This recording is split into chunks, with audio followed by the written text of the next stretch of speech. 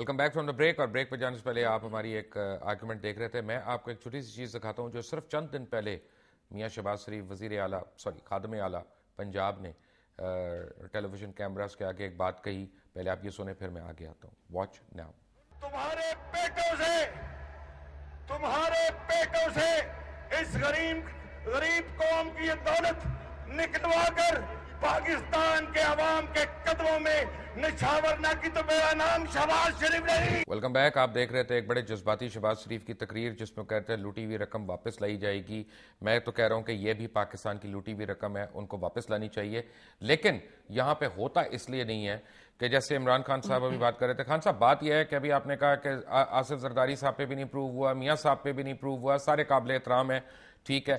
ہوتا یہی ہے نا, مثلا ایک جماعت اسلامی کے کارکن ہیں یا آفس بیئرر ہیں, ان کو کرپشن کے چارج کے اوپر ان کی جماعت سے نکالا جاتا ہے, ان کے اوپر ایویڈنس کلیکٹ ہوتا ہے, ان کو چارج کیا جاتا ہے, پوری شورا کے اندر ان کو ایکسپیل کیا جاتا ہے اور وہ تحریک انصاف کے عہدیدار بن جاتے ہیں.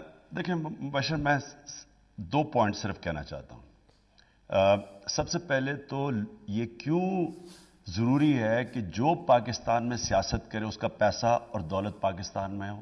اس لیے کہ ہمیں شوکت عزیز کے بعد ایکسپیرینس یہ ہوا ہے کہ جس کا جینا مرنا پاکستان میں نہیں ہے وہ بریف کیس پکڑ کے آئے گا, اور جب حالات یہاں برے ہوں گے, اور آپ کو پتہ ہے کہ 3 سال میں ساری پاکستان کے تاریخ کے قرضے ایک جگہ 3 سال میں دگنے ہو چکے ہیں قرضے ہمارے. آج 9 کھرب روپے کا قرضہ ہے جبکہ 3 سال پہلے 5 کھرب تھا. اب مجھے یہ بتائیں کہ جو لوگ یہ قرضے لے رہے ہیں اور پتہ ہے کہ واپس نہیں ہونا اور لوگوں نے ادا کرنا اور یہ ملک ڈوبے گا, ان کا اگر سٹیک ہی پاکستان میں نہیں ہے وہ لیتے جائیں گے قرضے. تو اس لیے یہ ایک تو آپ کانفلکٹ آف انٹرسٹ ہے کہ سیاست فیصلے ملک کے کر رہے ہیں, اپنی دولت باہر رکھیے.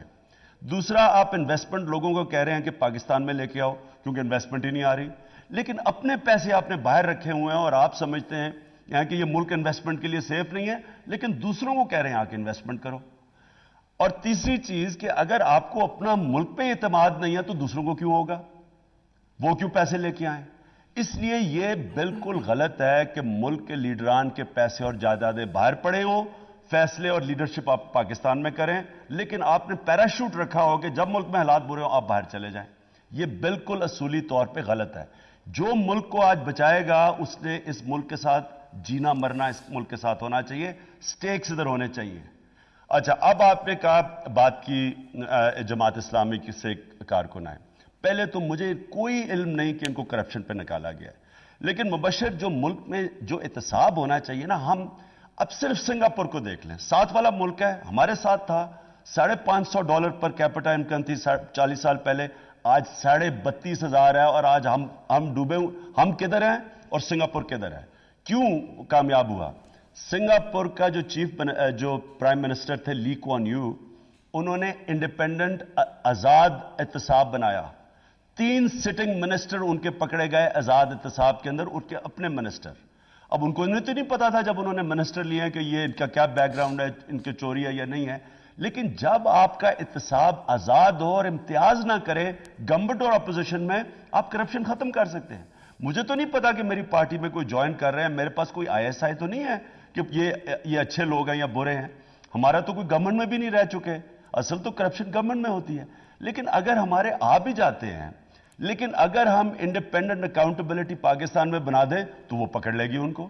اگر وہ آزاد ہوگی, ہم اپنے آپ کو ہم اپنے اگر نہیں بچائیں. میرے پاس ایویڈنس ہے اس شخص کا کہ جو آپ کا عہدیدار بن گیا آ کے, اس کو کرپشن کے الزامات پہ نکالا گیا. کیا آپ کا عہدیدار بننا اتنا ہی آسان ہے کہ اس میں کوئی بھی کرپٹ آدمی آ کے معصوم بن کے وہ عہدے لے لے؟ دیکھیں, آپ مجھے وہ ان کی ایویڈنس دیں, اور ہمارے پاس ایک پورا پارلیمنٹری بورڈ ہے جو کہ کوئی الیکشن نہیں لڑے گا, کسی کے اوپر کوئی ایویڈنس آ جائے وہ ہم پارلیمنٹری بورڈ کے سامنے رکھیں گے. آپ پلیز مجھے ایویڈنس دیں, یہ میں پہلی دفعہ چیز سن رہا ہوں, اور اگر یہ ثابت ہو گئی ہم ان کو کسی عہدے پہ ہوں گے تو وہ عہدہ نہیں لے سکتے. اصل میں میری بات کو انڈوز کیا ہے معراج محمد خان صاحب نے, جب انہوں نے ایک سٹیٹمنٹ دی کہ آئی کوٹ معراج محمد خان صاحب, Imran ignores criminals and gangsters in his party. I told him that criminals and gangsters were joining the party and using his name to push their own agendas. A few months back, a PTI woman was sentenced to death in a criminal case. Then some PTI activists were arrested in a dacoity case. But he, during the last local bodies pe aa gaya. He paid no attention since he has been surrounded by such people. یہ مراج صاحب کا کہنا تھا. دیکھیں میں مراج صاحب کا احترام کرتا ہوں لیکن یاد رکھیں کہ مراج صاحب پارٹی کے سیکرٹری جنرل تھے. سیکرٹری جنرل کے اوپر پورے اختیارات ہوتے ہیں کہ اگر کوئی آدمی غلط آ جائے کرپشن آ جائے وہ انکوائری بٹھاتا ہے. ہماری آئین کے اندر ہی ہے اس کے اوپر انکوائری بٹھائے اور فیصلہ کرے. میری نالج میں انہوں نے آج تک کوئی آدمی ایسا اگر انہوں نے ہاں ایک دو کے اوپر کہا کراچی میں وہ کراچی کے کیسز تھے لیکن اگر آپ کسی کے اوپر الزام لگاتے ہیں تو پارٹی کے اندر پورا پروسیجر ہے کہ آپ اس کے اوپر انکوائری کمیٹی بٹھائیں. ہر انسان کو موقع دیں اپنے آپ کو بے قصور ثابت کرنے کا. میں الزام کے اوپر تو کسی کو نہیں لگا سکتا. مجھے یاد اب آ رہا ہے کہ انہوں نے 2 لوگوں پہ الزام لگائے تھے کوئی پراپرٹی کیسز پہ لیکن 2 ورژنز تھے. ان لوگوں سے پوچھا انہوں نے کہا جی یہ ہے. دیکھیں نا خان صاحب خود بھی کر سکتے تھے وہ خود انکوائری بٹھا سکتے تھے لیکن میں اب مراج وہ تو 8 سال پہلے چھوڑ کے چلے گئے. اب میں اس کے اوپر کیا تفصیل بات کروں. اچھا اب بات پتہ ہے کیا بات یہ ہے کہ ہوتا یہ ہے کہ نیپوٹزم جو ہے نا ہمارے ملک میں وہ لے کے بیٹھ گیا. مثلا میری بیٹی یا میرا بیٹا اگر اسکول میں پڑھتے ہیں اور میں وہاں پہ اس کو لینے جاؤں تو یہ میں بالکل کیٹیگوریکلی ایک بات کہہ رہا ہوں غلط مطلب میں نہ لیں اس کو. انفلوئنس ہوتا ہے اس کا ضرور ایک فرق پڑتا ہے ایک پبلک فیس کا جب وہ سامنے اپیئر ہوتا ہے یہ وہ. تو جیسے ابھی میرے پاس بڑی کمپلینٹس آئی ہیں میں انکنفرم رپورٹس آپ کو بتا رہا ہوں. انکنفرم لیٹ می ریپیٹ دیٹ میں ویریفائڈ نہیں ہے ویریفائی میں کر رہا ہوں کہ آپ کے جو کینڈیڈیٹ تھے کھوکر صاحب جو بائی الیکشنز میں لاہور سے لڑ رہے تھے ان کا اپنا گھر جو ہے وہ غیر قانونی ملکیت ہے جس میں وہ اس وقت رہائش پذیر ہیں. انہوں نے کیا کیا کہ اپنے چچا جن کا نام ملک کرامت ہے ان کے اور اپنے بھائی کے نام پہ کافی پراپرٹیز کے اوپر قبضہ کیا ہے. اگلے چند دنوں میں انشاءاللہ ہم یہ ٹھوک کے نکال لیں گے کہ اس میں کوئی سچائی ہے یا نہیں.